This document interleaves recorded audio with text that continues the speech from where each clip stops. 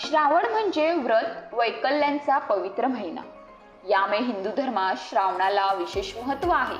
पण त्याचबरोबर याच महिन्यातील पावसाळी वातावरण आरोग्यास लाभदायक असल्याने तज्ज्ञांकडून या महिन्यात आहाराची विशेष काळजी घेण्याचा सल्ला दिला जातो.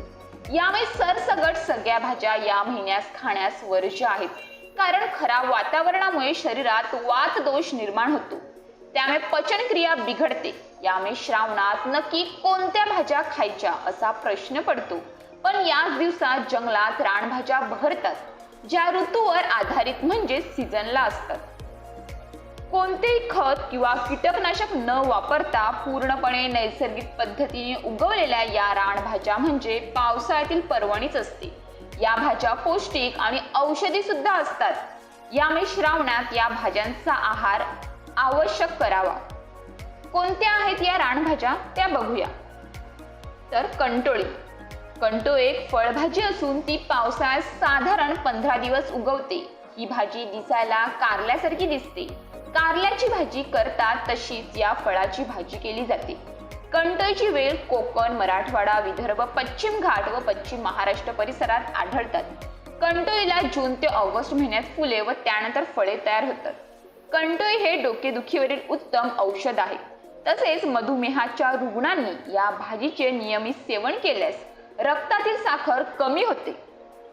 कुरडूची भाजी. कुरडूची कोवळी पाणी शिजवून त्याची भाजी करतात. दम्याकरिता, जुनाट खोकला, वृद्ध माणसांच्या कफ विकार यात ही भाजी उपयुक्त आहे. कुरडूची पालेभाजी सुद्धा लघवी साफ करायला उपयोगी आहे. या पालेभाजीमुळे कफ कमी होतो. जुनाट विकारात कुरडूच्या पालेभाजीचा रस प्यावा. कुरडूच्या बिया मूतखडा विकारात उपयुक्त आहेत. कपाळफोडी ही वेलवर्गीय वनस्पती असून पावसाळ्यात मोठ्या प्रमाणात आढळते. या वनस्पतीची वेल जंगले, शेत आणि ग्रामीण भागात आढळते. कपाळफोडीच्या पानांची भाजी करतात. जीर्ण त्यानंतर आंबवतात, त्यानंतर ही भाजी खातात. ही भाजी आंबवतात. या भाजी संधिवाताच्या प्रकारात गुणकारी आहे.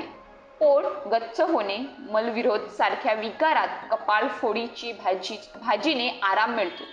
स्त्रियांची मासिक पाळी नियमित होत नसेल तर या भाजीचा चांगला उपयोग होतो. आधुनिक शास्त्रज्ञानुसार कपाळफोडीच्या पानात अँटीबायोटिक आणि अँटी पॅरासाइट तत्वे असल्याने जुनाट खोकल्यावर कपाळफोडीची भाजी उपयुक्त आहे. त्यानंतर येते दिंडा. दिंडा भाजी पावसाळा संपला की मृत अवस्थेत जाते आणि पावसाच्या पहिल्या सरीबरोबर त्याला नवे कोंब फुटू लागतात. पूर्ण वाढ होण्याआधीच तिची कोंब तोडले जातात. दिंडाची भाजी खास प्रसिद्ध आहे. हादगा. हादग्याच्या फुलांची आणि शेंग्यांची भाजी श्रावणात केली जाते. या वृक्षाची लागवड बांधावर केली जाते. हादग्याची फुलं पिवळट पांढरी लंबगोलाकार असतात. या फुलांची भाजी केली जाते. ही थोडी चवीला तुरट आणि कडवट असते. वात, कफ, पित्तदोषाला या फुलांची भाजी उपयुक्त ठरते. या वृक्षाच्या खोडाचे साल, पाने, मूळ विविध आयुर्वेदिक औषध तयार करण्यास वापरले जाते. भारंग ही भाजी कोवळी असतानाच तोडली जाते. भारंगच्या पानांच्या कडा करवतीसारख्या दातांसारख्या असतात. भारंगाची सुकी भाजी विशेष लोकप्रिय आहे. ही भाजी सुद्धा झाडाचे नवीन फुटलेले कोंबांचे व पाण्याच्या स्वरूपात काढली जाते. यांच्या पानामध्ये लोहाचे प्रमाण जास्त असते.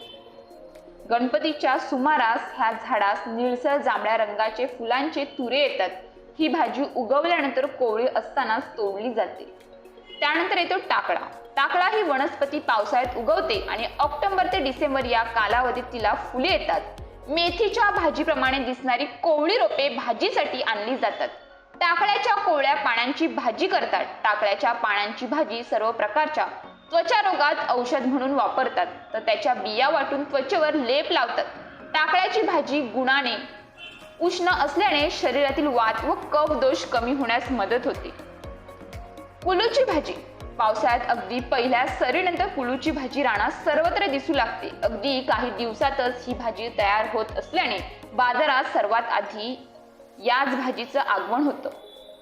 फोडशी किंवा कुलू किंवा काला या नावाने ही रानभाजी ओळखली जाते. ही भाजी म्हणजे एक प्रकारचे गवतच असते. ही भाजी फक्त पावसाळ्यातच मिळते. इतर पावसाळी भाज्यांप्रमाणे ही चविष्ट असते.